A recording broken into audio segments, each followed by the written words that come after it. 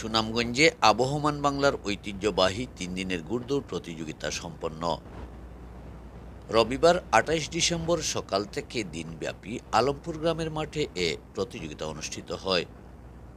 ঐতিহ্যবাহী ঘুড়দৌড় প্রতিযোগিতা দেখতে নারী, পুরুষ, শিশু, কিশোর সহ নানা শ্রেণী পেশার সহস্রাধিক মানুষের আগমনে প্রাণবন্ত হয়ে ওঠে আলমপুর গ্রামের মাঠ। চিরায়ত গ্রাম বাংলার ঐতিহ্যবাহী ঘুড়দৌড় প্রতিযোগিতায় বৃহত্তর সিলেটের ১২ থানার ঘোড়া শৌখিনরা অংশগ্রহণ করেন। বিকেলে আগত ঘোড়ার মালিকদের থাকা খাওয়ার সুব্যবস্থা করা হয়। এরপর রাতে ঘোড়া শৌখিনদের বৈঠক অনুষ্ঠিত হয়। বৈঠকে নানা বিষয় নিয়ে রুদ্ধদ্বার আলোচনায় বিগত দিনের সকল সমস্যার পরিসমাপ্তি ঘটে। প্রতিযোগিতায় অংশ নেওয়া বাহারি রং ও নামের প্রায় ১৫০ শতাধিক ঘোড়া অংশ নেয়। ২ ধাপে পৃথকভাবে শুরু হয় দৌড়। প্রথম দফের দৌড় শেষে বিকেলে সেমিফাইনাল অনুষ্ঠিত হয়। এরপর সোমবার ফাইনাল ঘুড়দৌড়ের চূড়ান্ত তালিকা করা হয়।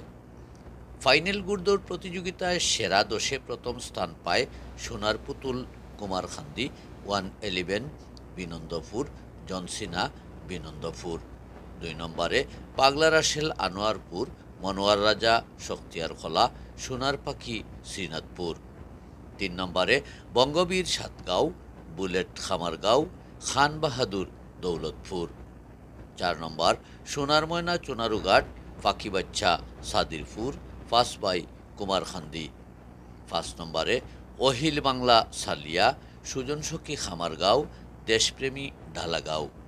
৬ নম্বর রকেটলাল খামারগাঁও, স্বপ্নের রাজা ফিটাখই, বীরবাহাদুর দৌলতপুর।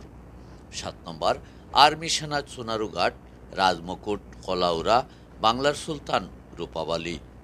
৮ নম্বর সূর্যকিরণ সেসান, স্বপ্নের সেতু বল্লভপুর, পাখিবাচ্চা রূপাবালী। এবং ৯ নম্বর সামে ছিল ছয়বাই উলুতুলু নোয়াগাঁও, জীবন দেওয়ান সিরাজপুর, মিমরাজ রাজারগাঁও। ১০ নম্বর আনোয়ার রাজা আনোয়ারপুর, কামরান পাশা বিশ্বনাথ ফাড়ুয়া, পাগলা তুফান টেডিরচর। প্রতিযোগিতা শেষে প্রথম, দ্বিতীয় ও তৃতীয় স্থান অধিকারীর নাম ঘোষণা করে পুরস্কার হাতে তুলে দেওয়া হয়।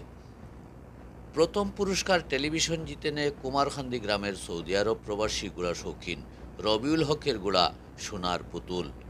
দ্বিতীয় ও তৃতীয় পুরস্কার জিতে নেয় 111 জনসিনা বিনন্দপুর। দৌড় উপভোগ করতে আসা দর্শকরা জানান, আগে শীতকাল এলেই বিভিন্ন অঞ্চলে ঘোড়া দৌড় আয়োজন করা হতো, আর এই আয়োজন ঘিরে বিরাজ করত উৎসবের আমেজ। বিশেষ করে যে অঞ্চলে এই আয়োজন হতো সে অঞ্চলের বিবাহিত মহিলারা স্বামীর বাড়ি থেকে বাবার বাড়ি নাইয়রি আসত।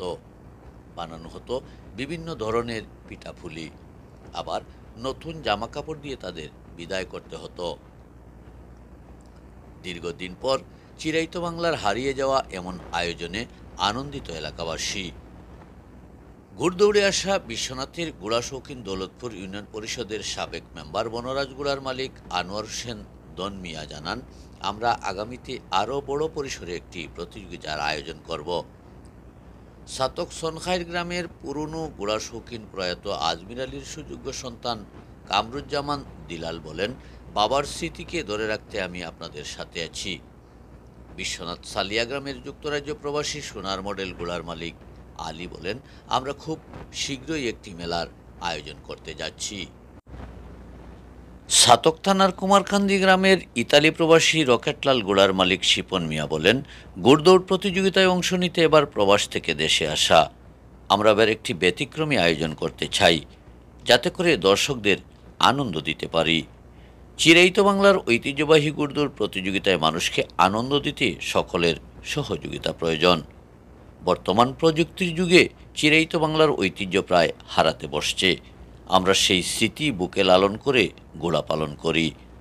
আগামীতে আরও প্রাণবন্ত হয়ে উঠবে গ্রাম বাংলার ঐতিহ্যবাহী ঘুড়দৌড় প্রতিযোগিতা, এমনটাই প্রত্যাশা সকল ঘোড়া শৌখিনদের। তৌফিকুর রহমান হাবিব, সত্যের সন্ধানে আমাদের পথ চলা।